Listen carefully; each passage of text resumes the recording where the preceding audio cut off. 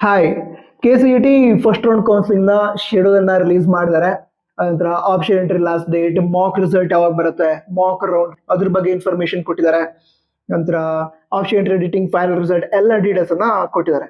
ನಂತರ ಈ ನೋಟಿಫಿಕೇಶನ್ ನೋಡಿದ್ರೆ ಅಲ್ಲಿ ಮೇಲ್ಗಡೆ ಪ್ರೀ ರೌಂಡ್ ಅಂತ ಎಲ್ಲೂ ಮೆನ್ಷನ್ ಆಗಿಲ್ಲ, ಫಸ್ಟ್ ರೌಂಡ್ ಅಂತ ಮೆನ್ಷನ್ ಆಗಿದೆ. ನಂತರ ತುಂಬಾ ವಿದ್ಯಾರ್ಥಿಗಳು ಕೇಳಿದ್ರಿ ಅಂದ್ರೆ ಪ್ರೀ ರೌಂಡ್ ಕೌನ್ಸಿಲಿಂಗ್ ಕ್ಯಾನ್ಸಲ್ ಆಗಿದೆಯಾ ಹಾಗಿದ್ರೆ ಅಂತ. ಆಕ್ಚುಲಿ ಕ್ಯಾನ್ಸಲ್ ಆಗಿದೆ. ಅದನ್ನ ಕೇಳಿ ಸ್ವಲ್ಪ ನನಗೂ ಕೂಡ ಬೇಜಾರಾಯ್ತು. ಯಾಕಂದ್ರೆ ಸ್ಟೂಡೆಂಟ್ಸ್ಗೆ ಸ್ವಲ್ಪ ಜಾಸ್ತಿ ಟೈಮ್ ಸಿಗ್ತಿತ್ತು. ಸೊ ಅವರಿಗೂ ಕೂಡ ಆಪ್ಷನ್ಸ್ ಅನ್ನ ಎಕ್ಸ್ಪ್ಲೋರ್ ಮಾಡೋದಕ್ಕೆ ಆಗ್ತಾ ಇತ್ತು. ಇರ್ಲಿ, ವಿದ್ಯಾರ್ಥಿಗಳ ಹಿತದೃಷ್ಟಿಯಿಂದಾನೇ ಇದನ್ನು ಕೂಡ ಡಿಸಿಷನ್ ತೆಗೆದುಕೊಂಡಿರ್ತಾರೆ ಕರ್ನಾಟಕ ಎಕ್ಸಾಮಿನೇಷನ್ ಅಥಾರಿಟಿ ಅವರು. ಬಟ್ ಪ್ರೀ ರೌಂಡ್ ಕೌನ್ಸಿಲಿಂಗ್ ಇದೇ ವರ್ಷ ಸ್ಟಾರ್ಟ್ ಮಾಡ್ತೀವಿ ಅಂತ ಮೊದಲಿಗೆ ಹೇಳಿದ್ರು. ಈಗ ಅದನ್ನ ಕ್ಯಾನ್ಸಲ್ ಮಾಡಿದ್ದಾರೆ. ಪ್ರೀ ರೌಂಡ್ ಕೌನ್ಸಿಲಿಂಗ್ ಇರಲ್ಲ. ಈಗ ಇದು ಫಸ್ಟ್ ರೌಂಡ್ ಕೌನ್ಸಿಲಿಂಗ್ ಶೆಡ್ಯೂಲ್ ಆಗಿರುತ್ತೆ. ಅದ ನಂತರ ಸೆಕೆಂಡ್ ರೌಂಡ್, ನಂತರ ಸೆಕೆಂಡ್ ಎಕ್ಸ್ಟೆಂಡೆಡ್ ರೌಂಡ್ ಅಥವಾ ಥರ್ಡ್ ರೌಂಡ್ ನಡೆಯುತ್ತೆ.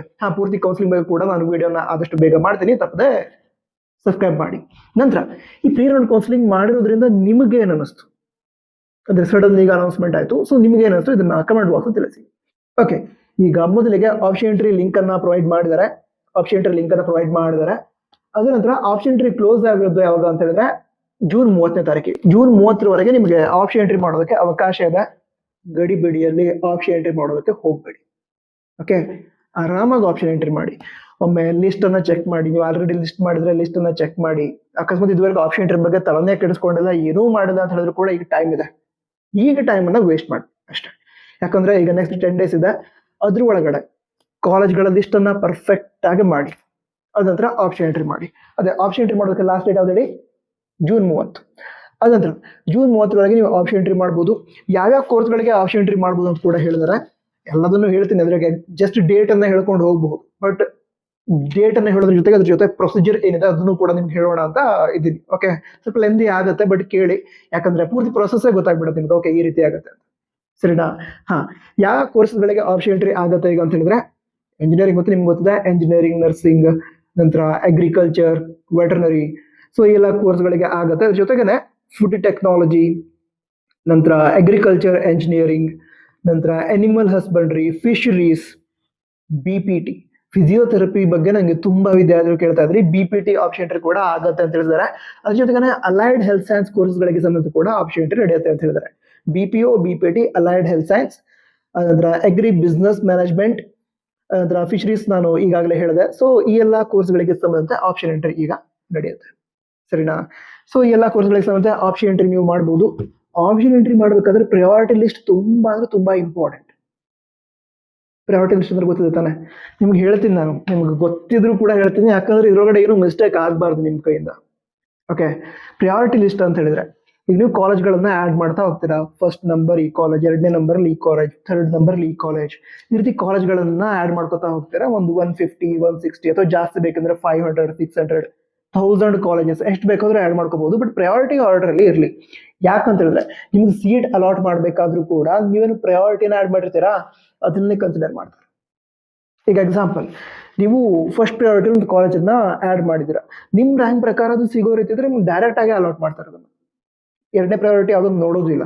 ಫಸ್ಟ್ ಪ್ರಯಾರಿಟಿ ಅಂದ್ರೆ ಅವ್ರ ಪ್ರಕಾರ ಏನು, ಅದು ಫಸ್ಟ್ ಪ್ರಯಾರಿಟಿ ಅಂದ್ರೆ ಮೀನಿಂಗ್ ಏನು ಅಂತ ಹೇಳಿದ್ರೆ ನಿಮ್ಗೆ ಅದು ತುಂಬಾ ಇಷ್ಟ ಇರುವಂತಹ ಕಾಲೇಜ್. ಈಗ ನೀವು ಆಡ್ ಮಾಡಿರುವಂತಹ ಫಸ್ಟ್ ಪ್ರಯಾರಿಟಿ ಕಾಲೇಜ್ ನಿಮ್ಮ ರ್ಯಾಂಕ್ ಪ್ರಕಾರ ಅಲಾಟ್ ಆಗತ್ತೆ ಅಂತ ಹೇಳಿದ್ರೆ ಕಂಪ್ಯೂಟರ್ ನಿಮ್ಗೆ ಅದೇ ಅಲಾಟ್ ಮಾಡುತ್ತೆ. ಅಕಸ್ಮಾತ್ ನಿಮ್ಮ ರ್ಯಾಂಕ್ ಪ್ರಕಾರ ಆ ಕಾಲೇಜ್ ಅಲಾಟ್ ಮಾಡೋದಕ್ಕೆ ಆಗಲ್ಲ ಅಂತ ಹೇಳಿದಾಗ ಅದು 2ನೇ ಪ್ರಯಾರಿಟಿ ಅಂತ ಚೆಕ್ ಮಾಡುತ್ತೆ, ಅದನ್ನ ಅಲಾಟ್ ಮಾಡೋದಕ್ಕಾಗತ್ತೆ ಅಂತ.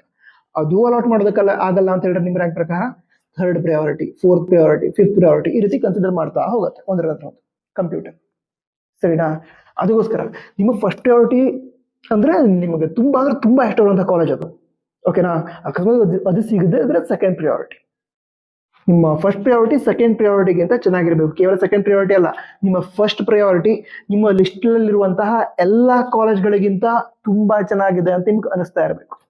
ನಂತರ ನಿಮ್ಮ ಲಿಸ್ಟ್ ಅಲ್ಲಿರುವಂತಹ 2ನೇ ಪ್ರಯಾರಿಟಿ ಅಂತ ಹೇಳಿದ್ರೆ ಓಕೆ, ಫಸ್ಟ್ ಪ್ರಯಾರಿಟಿ ತುಂಬಾ ಇಷ್ಟ ಇದ್ದು ಅಕಸ್ಮಾತ್ ಅದು ಸಿಗದೆ ಆದ್ರೆ 2ನೇ ಪ್ರಯಾರಿಟಿ ನನ್ನ ಏನು 2ನೇ ಪ್ರಯಾರಿಟಿ ಇಲ್ಲಿ ಇರುವಂತಹ ಕಾಲೇಜಿಗೆ ನಾನು ಹೋಗೋದಕ್ಕೆ ಇಷ್ಟಪಡ್ತೀನಿ. ಆ ರೀತಿ. ಸೊ 2ನೇ ಪ್ರಯಾರಿಟಿ ಇರುವಂತಹ ಕಾಲೇಜ್ ಕೂಡ 3rd priority, 4th priority, 5th priority ಇದೇ ರೀತಿ ನಿಮ್ಮ ಲಿಸ್ಟ್ ಅಲ್ಲಿ ಬಾಕಿ ಇರುವಂತಹ ಎಲ್ಲಾ ಕಾಲೇಜ್ಗಳಿಗಿಂತ ಬೆಟರ್ ಇರಬೇಕು. 3rd ಪ್ರಯಾರಿಟಿ ಕೂಡ ಫಸ್ಟ್ ಪ್ರಯಾರಿಟಿ ಮತ್ತು ಸೆಕೆಂಡ್ ಪ್ರಯಾರಿಟಿ ತುಂಬಾ ಚೆನ್ನಾಗಿದೆ, ಅದನ್ನು ಬಿಟ್ರೆ ಇದು ನನ್ನ ಆಪ್ಷನ್. ಹಾಗಿರ್ಬೇಕಾದ್ರೆ ಆ 3rd ಪ್ರಯಾರಿಟಿ, 4th ಪ್ರಯಾರಿಟಿ ಇಂದ ಹಿಡಿದು ಅದ್ರ ಕೆಳಗಡೆ ಇರುವಂತಹ ಎಲ್ಲಾ ಕಾಲೇಜ್ಗಳಿಗಿಂತ ಚೆನ್ನಾಗಿರ್ಬೇಕು. ಈ ರೀತಿ ನೀವು ಲಿಸ್ಟ್ ರೆಡಿ ಮಾಡ್ಕೋಬೇಕು. ಲಿಸ್ಟ್ ರೆಡಿ ಮಾಡಿ ಆ್ಯಡ್ ಮಾಡ್ಕೊಳ್ಳಿ. ನಂತರ ಹಿಂದಿನ ವರ್ಷದ ಸೀಟ್ ಮ್ಯಾಟ್ರಿಕ್ಸ್ ಇದೆ. ಈ ವರ್ಷದ ಸೀಟ್ ಮ್ಯಾಟ್ರಿಕ್ಸ್ ಇದುವರೆಗೆ ರಿಲೀಸ್ ಮಾಡಿಲ್ಲ ಅಂತ ತುಂಬಾ ವಿದ್ಯಾರ್ಥಿ ಟೆನ್ಷನ್ ಮಾಡ್ಕೊಂಡಿದ್ರು. ಹಿಂದಿನ ವರ್ಷದ ಸೀಟ್ ಮ್ಯಾಟ್ರಿಕ್ಸ್ ಇದೆ, ಹಿಂದಿನ ವರ್ಷದ ಮತ್ತೆ ಕಟ್ ಆಫ್ ಇದೆ. ಸೊ ಅದನ್ನೆಲ್ಲ ಯೂಸ್ ಮಾಡ್ಕೊಳ್ಳಿ. ಕೇಂದ್ರ ಅಫಿಷಿಯಲ್ ವೆಬ್ಸೈಟ್ ಇದೆಲ್ಲ ಡೀಟೇಲ್ಸ್ ಇರುತ್ತೆ, ಯೂಸ್ ಮಾಡ್ಕೊಳ್ಳಿ. ಯೂಸ್ ಮಾಡಿಕೊಂಡು ಆಪ್ಷನ್ ಎಂಟ್ರಿ ಮಾಡಿ. ಆಪ್ಷನ್ ಎಂಟ್ರಿ ಲಾಸ್ಟ್ ಡೇಟ್ ಯಾವ್ದು ಜೂನ್ 30. ಅದ್ರ ನಂತರ ಮಾಕ್ ಅಲಾಟ್ಮೆಂಟ್ ರಿಸಲ್ಟ್ ಅನೌನ್ಸ್ ಆಗುತ್ತೆ. ಈಗ ಮಾಕ್ ಅಲಾಟ್ಮೆಂಟ್ ರಿಸಲ್ಟ್ ಅಂದ್ರೆ ಏನೋದು ಕೂಡ ನಿಮ್ಗೆ ಹೇಳಬೇಕು. ಹೌದಾ, ಹೇಳ್ತೀನಿ, ಟೆನ್ಷನ್ ತಗೋಬೇಡಿ. ಮಾಕ್ ಅಲಾಟ್ಮೆಂಟ್ ಅಂತ ಹೇಳಿದ್ರೆ ಅದು ಡೆಮೋ ರೀತಿ. ಅದನ್ನ ಯಾಕೆ ಮಾಡ್ತಾರೆ ಅಂತ ಹೇಳಿದ್ರೆ ನಿಮಗೆ ನಿಮ್ಮ ಆಪ್ಷನ್ ಎಂಟ್ರಿ ಮಾಡಿರೋದು ಸರಿ ಇದೆಯಾ ಅಥವಾ ಇಲ್ವಾ ಇದು ಗೊತ್ತಾಗ್ಲಿ ಅಂತ.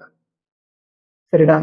ಯಾಕಂತಂದ್ರೆ ಆಪ್ಷನ್ ಎಂಟ್ರಿ ಫಸ್ಟ್ ಟೈಮ್ ಮಾಡ್ತಾ ಇರ್ತೀರಾ, ಆಪ್ಷನ್ ಎಂಟ್ರಿ ಸ್ಟೆಪ್ಸ್ ನಿಮಗೆ ಇದೇ ಬಾರಿ ನೋಡ್ತಾ ಇರ್ತೀರಾ. ಸೊ ಏನಾದ್ರು ಮಿಸ್ಟೇಕ್ ಆಗೋ ಚಾನ್ಸ್ ಕೂಡ ಇರತ್ತಾ. ಸೊ ಅದಕ್ಕೋಸ್ಕರ ನಿಮ್ಮಿಂದ ಏನಾದ್ರು ಮಿಸ್ಟೇಕ್ ಆಗಿದ್ರೆ ನಿಮಗೂ ಗೊತ್ತಾಗ್ಲಿ, ಮಿಸ್ಟೇಕ್ ಗೊತ್ತಾದಂದ್ರೆ ಅದು ಸರಿ ಕೂಡ ಮಾಡ್ಕೊಳ್ಳಿ ಅಂತ ಮಾಕ್ ಅಲಾಟ್ಮೆಂಟ್ ಮಾಡ್ತಾರೆ. ಮಾಕ್ ಅಲಾಟ್ಮೆಂಟ್ ಅಂದ್ರೆ ಡೆಮೋ ರೀತಿ. ನೀವು ಈ ರೀತಿ ಆಪ್ಷನ್ ಎಂಟ್ರಿ ಮಾಡಿದ್ದೀರಾ, ನಿಮ್ಮ ರ್ಯಾಂಕ್ ಈ ರೀತಿ ಇದೆ, ಇಂಥ ಕಾಲೇಜ್ ಅಲಾಟ್ ಆಗುತ್ತೆ, ಅದಕ್ಕೆ ಇಂತಿಷ್ಟು ಫೀಸ್ ಇದೆ ಅಂತ ತಿಳಿಸ್ತಾರೆ. ಅದನ್ನ ಫೀಸ್ ಪೇ ಮಾಡಿ ಅಡ್ಮಿಷನ್ ಮಾಡೋದಕ್ಕೆ ಅವಕಾಶ ಇರೋಣ, ಹೇಳಿದಲ್ವಾ ಡೆಮೋ ರೀತಿ ಅಂತ. ನಿಮ್ಮ ಮಿಸ್ಟೇಕ್ ಇದ್ರೆ ಗೊತ್ತಾಗ್ಲಿ, ಸರಿ ಇದ್ರೆ ಅದು ಕೂಡ ಗೊತ್ತಾಗ್ಲಿ ಅಂತ ಈ ಮಾಕ್ ಅಲಾಟ್ಮೆಂಟ್ ಅನ್ನ ಮಾಡ್ತಾರೆ. ಮಾಕ್ ಅಲಾಟ್ಮೆಂಟ್ ಆದ ನಂತರ ನಿಮ್ಗೆ ಅನಿಸ್ತು ನನ್ನ ಕಾಲೇಜಲ್ಲಿ ಕೆಲವು ಕಾಲೇಜ್ ಇದಾವೆ, ಈ ಕಾಲೇಜಸ್ ನನಗೆ ಇಷ್ಟ ಇಲ್ಲ, ಅದು ಅಲಾಟ್ ಆದ್ರೆ ನಾವು ಹೋಗೋದೇ ಇಲ್ಲ ಅಲ್ಲಿ. ಆ ರೀತಿ ಇದ್ದಾಗ ಆ ಕಾಲೇಜ್ಗಳನ್ನ ಲಿಸ್ಟ್ ಇಂದ ಡಿಲೀಟ್ ಮಾಡ್ಕೊಬೇಡಿ. ನಿಮ್ಗೆ ಇಷ್ಟ ಇಲ್ಲದಿರೋ ಕಾಲೇಜ್ ನಿಮ್ಮ ಆಪ್ಷನ್ ಎಂಟ್ರಿ ಲಿಸ್ಟ್ ಅಲ್ಲಿ ಇರಬಾರ್ದು. ಅಂದ್ರೆ ಯಾವುದೇ ಕಾರಣಕ್ಕೂ ಆ ಕಾಲೇಜ್ ನಾವು ಹೋಗೋದೇ ಇಲ್ಲ, ಆ ರೀತಿ ಇರುವಂತಹ ಕಾಲೇಜ್ ನಿಮ್ಮ ಲಿಸ್ಟ್ ಅಲ್ಲೂ ಇಟ್ಕೋಬಾರ್ದು ನೀವು. ಯಾಕಂತ ಹೇಳಿದ್ರೆ ನಿಮ್ಮ ಆಪ್ಷನ್ ಎಂಟ್ರಿ ಲಿಸ್ಟ್ ಅಲ್ಲಿ ಇರುವಂತಹ ಯಾವುದೋ ಒಂದು ಕಾಲೇಜನ್ನ ಅಲಾಟ್ ಮಾಡ್ತಾರೆ ಬಿಟ್ರೆ ಕೇಳಿದ್ರು ಅವರಾಗೆ ಯಾವುದೊಂದು ಕಾಲೇಜನ್ನ ಅಲಾಟ್ ಮಾಡಲ್ಲ. ಸೊ ನಿಮಗೆ ಮುಂದೆ ಫಸ್ಟ್ ರೌಂಡ್ ಅಲ್ಲೋ, ಸೆಕೆಂಡ್ ರೌಂಡ್ ಅಲ್ಲೋ, ಥರ್ಡ್ ರೌಂಡ್ ಅಲ್ಲೋ ಯಾವುದೋ ಕಾಲೇಜ್ ಅಲಾಟ್ ಆಯ್ತು, ಆ ಕಾಲೇಜ್ ನನಗೆ ಇಷ್ಟನೇ ಇಲ್ಲ ಅಂತ ಹೇಳಿದ್ರೆ ಅರ್ಥ ಏನು? ನಿಮಗೆ ಇಷ್ಟ ಇಲ್ದಿರೋ ಕಾಲೇಜ್ ನೀವೇ ಆಪ್ಷನ್ ಎಂಟ್ರಿಲಿ ಆಡ್ ಮಾಡಿದಿರ. ಸೊ ಅದಕ್ಕೋಸ್ಕರ ಕೇರ್ಫುಲ್ ಆಗಿ ಆಡ್ ಮಾಡ್ಕೊಳ್ಳಿ. ಸರಿನಾ? ಅದೇ ಈ ಮಾಕ್ ಅಲಾಟ್ಮೆಂಟ್ ಆದ್ಮೇಲೆ ಎಡಿಟಿಂಗ್ ಮಾಡೋ ಟೈಮಲ್ಲಿ ಯಾವುದೋ ಕೆಲವು ಕಾಲೇಜಸ್ ಇಷ್ಟ ಇಲ್ಲ ಅಂತ ಹೇಳಿದ್ರೆ ಅವುಗಳನ್ನ ಡಿಲೀಟ್ ಮಾಡ್ಕೋಬಹುದು. ಅದ್ರ ನಂತರ ನಿಮ್ಗೆ ಅನ್ಸುತ್ತೆ ನನಗಿಂತ ಕಡಿಮೆ ರ್ಯಾಂಕ್ ಇತ್ತು ನನ್ನ ಫ್ರೆಂಡ್ಗೆ, ಅವನಿಗೆ ಒಳ್ಳೆ ಕಾಲೇಜ್ ಸಿಕ್ಬಿಡ್ತು, ನನಗೆ ಸಿಗ್ಲಿಲ್ಲ. ಯಾಕೆ? ಆ ಕಾಲೇಜ್ ನೀವು ಆ್ಯಡ್ ಮಾಡಿಲ್ಲ. ಹಾಗನಿಸಿದಾಗ ನಿಮಗೆ ನನ್ನ ಲಿಸ್ಟ್ ಅಲ್ಲಿ ಕೆಲವು ಕಾಲೇಜ್ ಇಲ್ಲ ಅಥವಾ ಕೆಲವು ಕೋರ್ಸಸ್ ಇಲ್ಲ, ಆ ಕೋರ್ಸ್ ಕೂಡ ಚೆನ್ನಾಗಿದೆ, ಕಾಲೇಜ್ ಕೂಡ ಚೆನ್ನಾಗಿದೆ, ಅದನ್ನ ಆ್ಯಡ್ ಮಾಡ್ಕೊಂಡಿದ್ರೆ ಚೆನ್ನಾಗಿರ್ತಿತ್ತು ಅಂತ ಅನ್ಸಿದ್ರೆ ಮಾಕ್ ಅಲಾಟ್ಮೆಂಟ್ ಆದ ನಂತರ ಎಡಿಟಿಂಗಿಗೆ ಏನು ಅವಕಾಶ ಕೊಡ್ತಾರೆ ಅವಾಗ ಎಡಿಟ್ ಮಾಡಿ ಕೆಲವು ಹೊಸ ಕಾಲೇಜ್ಗಳನ್ನ, ಕೆಲವು ಅಂತಂದ್ರೆ ನಿಮ್ಗೆ ಬೇಕಾಗಿರುವಂತಹ ಹೊಸ ಕಾಲೇಜನ್ನ ಆ್ಯಡ್ ಮಾಡ್ಕೋಬಹುದು. ಸರಿನಾ? ಅದ್ರ ನಂತರ ಈಗ ನಿಮ್ಮ ಆಪ್ಷನ್ ಎಂಟ್ರಿ ಲಿಸ್ಟ್ ಒಳಗಡೆ ಪ್ರಯಾರಿಟಿ ಆರ್ಡರ್ ಏನಿರುತ್ತೆ ಅದರಲ್ಲಿ ಪ್ರಯಾರಿಟಿ ಆರ್ಡರ್ ಚೇಂಜ್ ಮಾಡಬೇಕು ಅಂತ ಅನಿಸ್ತು ನಿಮಗೆ. ಅಂದ್ರೆ ಈಗ 50th ಪ್ರಯಾರಿಟಿ 50ನೇ ನಂಬರ್ ಒಂದು ಕಾಲೇಜ್ ಇದೆ, ಕಾಲೇಜ್ ಮೇಲ್ ಇರಬೇಕಿತ್ತು, ಚೆನ್ನಾಗಿದೆ, ಒಂದು 6th ಪ್ರಯಾರಿಟಿ ಇಡೋಣ. ಆ ರೀತಿ ಅನ್ಸಿದ್ರೆ ಪ್ರಯಾರಿಟಿ ಆರ್ಡರ್ನ ಚೇಂಜ್ ಮಾಡ್ಕೋಬಹುದು. ಅದೇ ರೀತಿ ಮತ್ತೊಂದು ಕಾಲೇಜ್ ಇದೆ, ಸೆಕೆಂಡ್ ಪ್ರಯಾರಿಟಿಗೆ ಇಟ್ಬಿಟ್ಟಿದ್ರಿ, ಆಮೇಲೆ ಅಷ್ಟೇ ಚೆನ್ನಾಗಿಲ್ಲ, ಇದು ನೆಕ್ಸ್ಟ್ ಒಂದು 70th ಪ್ರಯಾರಿಟಿ 70ನೇ ನಂಬರ್ ಅಲ್ಲಿ ಇಡೋಣ ಅಂತ ಅಲ್ಲಿ ತಗೊಂಡೋಗಿಡ್ಬೋದು. ಸೊ ಇಲ್ಲಿ ಪ್ರಯಾರಿಟಿ ಆರ್ಡರ್ನ ಕೂಡ ಚೇಂಜ್ ಮಾಡೋದಕ್ಕೆ ಅವಕಾಶ ಕೊಡ್ತಾರೆ.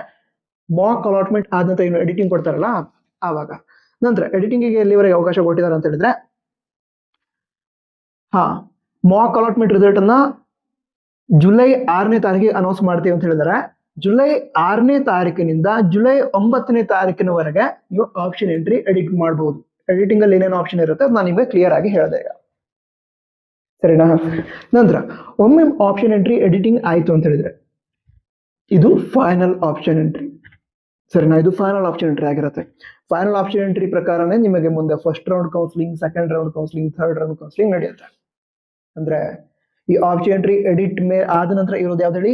Final option entry. ಫಿಕ್ಸ್ ಮಾಡ್ಕೊಳ್ಳಿ ಫೈನಲ್ ಆಪ್ಷನ್ ಎಂಟ್ರಿ. ಅದ್ರೊಳಗಡೆ ಯಾವ್ದು ಮಿಸ್ಟೇಕ್ ಇರಬಾರ್ದು. ಯಾಕಂದ್ರೆ ಅದ್ರೊಳಗಡೆ ಮಿಸ್ಟೇಕ್ ಆಯ್ತು ಅಂತ ಹೇಳಿದ್ರೆ ಅದೇ ಮಿಸ್ಟೇಕ್ ಪೂರ್ತಿ ಕೌನ್ಸಿಲಿಂಗ್ ಪೂರ್ತಿ ಇರುತ್ತೆ, ಸರಿ ಮಾಡ್ಕೊಳ್ಳೋಕೆ ಅವಕಾಶನೇ ಇರಲ್ಲ. ಅಂದ್ರೆ ಯಾವ್ದೋ ಕಾಲೇಜನ್ನ ಆ್ಯಡ್ ಮಾಡಿಲ್ಲ, ನಿಮಗೆ ಫೈನಲ್ ಆಪ್ಷನ್ ಎಂಟ್ರಿ ನಂತರ ನೆನಪಾಯ್ತು ಈ ಕಾಲೇಜ್ ಆ್ಯಡ್ ಮಾಡಬೇಕಿತ್ತು, ಆ್ಯಡ್ ಮಾಡೋಕೆ ಅವಕಾಶ ಇದೆ. ಸೊ ನಿಮ್ಗೆ ಯಾವ ಕಾಲೇಜ್ ಬೇಕೋ ಅವು ಲಿಸ್ಟಲ್ಲಿ ಇರಲಿ, ಬೇಡದಿರೋ ಕಾಲೇಜ್ ಲಿಸ್ಟಿಂದ ಡಿಲೀಟ್ ಮಾಡಿ. ನಂತರ ಆಪ್ಷನ್ ಎಂಟ್ರಿಯಲ್ಲಿ ಮ್ಯಾಕ್ಸಿಮಮ್ ನಂಬರ್ ಆಫ್ ಕಾಲೇಜಸ್ ಅನ್ನ ಆಡ್ ಮಾಡೋದಕ್ಕೆ ಟ್ರೈ ಮಾಡಿ. ಆಪ್ಷನ್ ಎಂಟ್ರಿಯಲ್ಲಿ ಏನು ಲಿಮಿಟ್ ಇಲ್ಲ, ಇಂತಿಷ್ಟೇ ಕಾಲೇಜ್ ಆಡ್ ಮಾಡಬೇಕು ಅಂತ ಏನೂ ಇಲ್ಲ. ನಿಮ್ಗೆ ಎಷ್ಟು ಬೇಕೋ ಅಷ್ಟು ಕಾಲೇಜ್ಗಳನ್ನ, ಎಷ್ಟು ಬೇಕೋ ಅಷ್ಟು ಕೋರ್ಸ್ಗಳನ್ನ ಆಡ್ ಮಾಡ್ಕೊಳ್ಳೋಕೆ ಅವಕಾಶ ಇರುತ್ತೆ. ಸೊ ಯಾವುದೇ ಮಿಸ್ಟೇಕ್ ಮಾಡೋದಕ್ಕೆ ಹೋಗಬೇಡಿ, ಜಾಸ್ತಿ ಕಾಲೇಜ್ನ ಆಡ್ ಮಾಡಿ. ಬಟ್ ನಿಮ್ಗೆ ಇಷ್ಟ ಇರುವಂಥ ಕಾಲೇಜಸ್ ಅಷ್ಟೇ ಇರಲಿ. ಯಾವುದೋ ಕಾಲೇಜ್ ನಂಗೆ ಯಾವುದೇ ಕಾರಣಕ್ಕೂ ಬೇಡ ಅಂತ ಅದನ್ನ ಆಡ್ ಮಾಡೋದಕ್ಕೆ ಹೋಗಬೇಡಿ. ಸರಿನಾ? ಈ ರೀತಿ ಮಾಕ್ ಅಲಾಟ್ಮೆಂಟ್ ಆಯ್ತು, ಆಪ್ಷನ್ ಎಂಟ್ರಿ ಎಡಿಟಿಂಗ್ ಆಯ್ತು. ಆಪ್ಷನ್ ಎಂಟ್ರಿ ಎಡಿಟಿಂಗ್ ಆದ ನಂತರ ಫಸ್ಟ್ ರೌಂಡ್ ಸೀಟ್ ಅಲಾಟ್ಮೆಂಟ್ ಆಗುತ್ತೆ. First round seat allotment, real seat allotment. Real seat allotment ಆದ ನಂತರ ನೀವು ಬೇಕಿದ್ರೆ ಅಡ್ಮಿಷನ್ ಮಾಡ್ಕೋಬಹುದು. ಇಲ್ಲದ್ರೆ ನಾನು ನೆಕ್ಸ್ಟ್ ರೌಂಡಿಗೆ ಹೋಗ್ತೀನಿ ಅಂತ ಹೇಳಿದ್ರೆ ಅದಕ್ಕೆ ಚಾಯ್ಸ್ ಎಂಟ್ರಿ ಇರುತ್ತೆ. ಚಾಯ್ಸ್ 1, ಚಾಯ್ಸ್ 2, ಚಾಯ್ಸ್ 3, ಚಾಯ್ಸ್ 4 ಅಂತ. ಇದ್ರ ಬಗ್ಗೆ ಕೂಡ ನಾನು ಆದಷ್ಟು ಬೇಗ ವಿಡಿಯೋನ ಪ್ರೊವೈಡ್ ಮಾಡ್ತೀನಿ. ನಂತರ ನಮ್ಮ ಚಾನಲ್ ನೀವು ಆಲ್ರೆಡಿ ಸಬ್ಸ್ಕ್ರೈಬ್ ಮಾಡಿದ್ರೆ ಸಬ್ಸ್ಕ್ರೈಬ್ ಬಟನ್ ಪಕ್ಕದಲ್ಲಿ ಜಾಯಿನ್ ಅಂತ ಆಪ್ಷನ್ ಇದೆ, ಅದನ್ನ ಕ್ಲಿಕ್ ಮಾಡಿ ಈ ಚಾನಲ್ ಮೆಂಬರ್ ಆದ್ರೆ ಹಲವಾರು ಇಂಪಾರ್ಟೆಂಟ್ ವಿಡಿಯೋಗಳನ್ನ ಆಲ್ರೆಡಿ ಅಪ್ಲೋಡ್ ಮಾಡಿದ್ದೀನಿ. ಮುಂದೆ ಕೂಡ ನಿಮ್ಗೆ ಡೌಟ್ಸ್ ಜಾಸ್ತಿ ಬರುತ್ತೆ ನನಗೆ ಗೊತ್ತು. ಡೌಟ್ ಸಾಲ್ವಿಂಗ್ ವಿಡಿಯೋಸ್ ಕೂಡ ಫಾರ್ ಮೆಂಬರ್ಸ್ ನಾನು ಶೇರ್ ಮಾಡ್ತಾ ಇರ್ತೀನಿ. ಸೊ ತಪ್ಪದೆ ಮೆಂಬರ್ ಆಗಿ ನಿಮಗೆ 100% ಅಪ್ಲೋಡ್ ಮಾಡುವಂತಹ ವಿಡಿಯೋಗಳು ಹೆಲ್ಪ್ ಆಗುತ್ತೆ, ಸರಿನಾ? ಸೊ ಹಾಗಿದ್ರೆ ಈಗ ಯಾವುದು ಫೈನಲ್ ರಿಸಲ್ಟ್ ಅನೌನ್ಸ್ ಆಯಿತು. ಫೈನಲ್ ರಿಸಲ್ಟ್ ಅನೌನ್ಸ್ ಆದ ನಂತರ ಅಡ್ಮಿಷನ್ ಮಾಡ್ಕೋಬಹುದು. ಅಂದ್ರೆ ನೆಕ್ಸ್ಟ್ ರೌಂಡಿಗೆ ಹೋಗೋದಕ್ಕೆ ಅವಕಾಶ ಇರುತ್ತೆ. ಚಾಯ್ಸ್ 1 ಅಂತ ಇರುತ್ತೆ. ಚಾಯ್ಸ್ 1 ಅಂತ ಹೇಳಿದ್ರೆ ಅಲಾಟ್ ಆಗಿರೋ ಸೀಟ್ ನನಗೆ ಇಷ್ಟ ಇದೆ, ನನಗೆ ಅಡ್ಮಿಷನ್ ಮಾಡ್ಕೋತೀನಿ ಆರ್ತಿದ್ರೆ ಚಾಯ್ಸ್ 1 ಸೆಲೆಕ್ಟ್ ಮಾಡಿ ಕಾಲೇಜ್ ಫೀಸ್ ಅನ್ನ ಪೇ ಮಾಡಿ ಇಂತಿಷ್ಟು ದಿನಗಳ ಒಳಗಡೆ ಕಾಲೇಜಿಗೆ ಹೋಗಿ ರಿಪೋರ್ಟಿಂಗ್ ಮಾಡ್ಕೋಬೇಕು ಅಂತ ತಿಳಿಸಿರ್ತಾರೆ. ಸೊ ಅವಾಗ ಹೋಗಿ ರಿಪೋರ್ಟಿಂಗ್ ಮಾಡ್ಕೊಳ್ತಾರೆ. ಅಕಸ್ಮಾತ್ ನಾನು ಇದಕ್ಕಿಂತ ಒಳ್ಳೆ ಕಾಲೇಜ್ ಸಿಗೋದಾ ಚೆಕ್ ಮಾಡಬೇಕು, ನೆಕ್ಸ್ಟ್ ರೌಂಡಿಗೆ ಹೋಗ್ತೀನಿ ಅಂತ ಹೇಳಿದ್ರೆ ನೆಕ್ಸ್ಟ್ ರೌಂಡಿಗೆ ಹೋಗೋದಕ್ಕೂ ಕೂಡ ಅವಕಾಶ ಇರುತ್ತೆ. ಚಾಯ್ಸ್ 2 ಮತ್ತು ಚಾಯ್ಸ್ 3 ಅಂತ ಸೆಲೆಕ್ಟ್ ಮಾಡಿ. ಓಕೆ, ಚಾಯ್ಸ್ 2 ಮತ್ತು ಚಾಯ್ಸ್ 3 ಬಗ್ಗೆ ನಾನು ಡೀಟೇಲ್ ಆಗಿ ಮತ್ತೆ ಸೆಪರೇಟ್ ವಿಡಿಯೋನೇ ಮಾಡಿರ್ತೀನಿ, ಡೋಂಟ್ ವರಿ. ಚಾಯ್ಸ್ 4 ಅಂದ್ರೆ ಕೌನ್ಸಿಲಿಂಗ್ ಬೇಡ, ನನಗೆ ಮ್ಯಾನೇಜ್ಮೆಂಟ್ ಸಿಟಿಗೆ ಹೋಗ್ತೀನಿ ಅಂತ ಹೇಳಿದ್ರೆ ಚಾಯ್ಸ್ 4 ಸೆಲೆಕ್ಟ್ ಮಾಡ್ಕೊಂಡು ಕೌನ್ಸಿಲಿಂಗ್ ಇಂದ ಎಕ್ಸಿಟ್ ಆಗಿ ಮ್ಯಾನೇಜ್ಮೆಂಟ್ ಸಿಟಿಗೆ ಹೋಗ್ಬೋದು. ಅಥವಾ ಲಾಂಗ್ ಟರ್ಮ್ ಹೋಗ್ಬೇಕಂದ್ರೆ ಅದಕ್ಕೆ ಹೋಗ್ಬೋದು. ಅಥವಾ BA BSc BCom ಈ ರೀತಿ ಕೋರ್ಸ್ ಮಾಡಬೇಕು ಅಥವಾ BCA ಮಾಡ್ಬೇಕಂದ್ರೆ ಅದಕ್ಕೂ ಕೂಡ ಹೋಗ್ಬೋದು. ಸೊ ಈ ರೀತಿ ಚಾಯ್ಸ್ ಎಂಟ್ರಿ ಇರುತ್ತೆ. ಸೊ ಕೌನ್ಸಿಲಿಂಗ್ ಫಸ್ಟ್ ರೌಂಡ್ ಕೌನ್ಸಿಲಿಂಗ್ಗೆ ಇವಿಷ್ಟು ಪ್ರಾಸೆಸ್ ಇರುತ್ತೆ. ಇದೆಲ್ಲ ಮುಗಿದ ನಂತರ ಸೆಕೆಂಡ್ ರೌಂಡ್ ಸ್ಟಾರ್ಟ್ ಆಗುತ್ತೆ. ಈಗ ಪ್ರೀ ರೌಂಡ್ ಕೌನ್ಸಿಲಿಂಗ್ ಅಂತೂ ಕ್ಯಾನ್ಸಲ್ ಮಾಡಿದೀವಿ ಅಂತ ಹೇಳಿದ್ದಾರೆ. So first round, second round, third round counselling ಏನಿದೆ ಅದು ಹಿಂದಿನ ವರ್ಷ ಯಾವ ರೀತಿ ಇತ್ತು ಅದೇ ರೀತಿ ಇರುತ್ತೆ. ನಾನು ಆಕ್ಚುಲಿ ಪೂರ್ತಿ ಡೀಟೇಲ್ಡ್ ಕೌನ್ಸಿಲಿಂಗ್ ವಿಡಿಯೋ ಯಾಕೆ ಮಾಡಿರಲ್ಲ ಅಂತ ಹೇಳಿದ್ರೆ ಈ ಪ್ರೀ ರೌಂಡ್ ಕೌನ್ಸಿಲಿಂಗ್ ಇಂಟ್ರೊಡ್ಯೂಸ್ ಮಾಡಿದರೆ ಮುಂದೆ ಯಾವ ರೀತಿ ಇರುತ್ತೆ ಪ್ರೊಸೀಜರ್ ಗೊತ್ತಿಲ್ಲ ಅಲ್ವಾ. ಸೊ ಕರೆಕ್ಟ್ ಆಗಿ ಗೊತ್ತಾದ್ಮೇಲೆ ವಿಡಿಯೋನ ಮಾಡೋಣ ಅಂತ ಸುಮ್ಮನಿದ್ದೆ. ಈಗ ಹಿಂದಿನ ವರ್ಷದ ರೀತಿಯ ಕೌನ್ಸಿಲಿಂಗ್ ಆಗುತ್ತೆ. ಸೊ ಪೂರ್ತಿ ಡೀಟೇಲ್ ಆಗಿ ಎಕ್ಸ್ಪ್ಲೈನ್ ಮಾಡಿರುವಂತ ವಿಡಿಯೋ ಅಪ್ಲೋಡ್ ಮಾಡ್ತೀನಿ, ಟೆನ್ಷನ್ ತಗೊಳಕ್ ಹೋಗ್ಬೇಡಿ. ಸಿಗೋಣ ಹಾಗಿದ್ರೆ ಮುಂದಿನ ವಿಡಿಯೋದಲ್ಲಿ. ವಾಟ್ಸಪ್ ಚಾನಲ್ ಇದೆ, ಜಾಯ್ನ್ ಆಗಿ ಸಿಗೋಣ ಹಾಗಿದ್ರೆ. All the best. ಜೈ ಹಿಂದ್, ವಂದೇ ಮಾತರಂ.